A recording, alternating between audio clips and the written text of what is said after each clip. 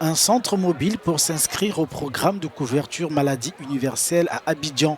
Les citoyens s'enregistrent afin d'obtenir leur carte SEMU, ce qui leur permet d'accéder aux prestations sanitaires.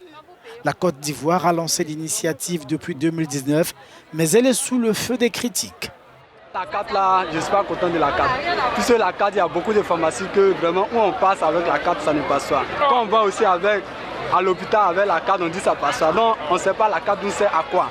Cette assurance maladie est censée pourtant prendre en charge 70% des dépenses de santé des populations pour 1,65 $. Bruno Agnisson est inscrit au programme, mais sa famille peine à accéder aux prestations. Nous sommes allés là-bas, quand j'ai présenté le bon au pharmacien, le pharmacien m'a dit que non, c'est uniquement que pour les fonctionnaires qui passent, que non, pour nous les particuliers, que ça ne passait pas.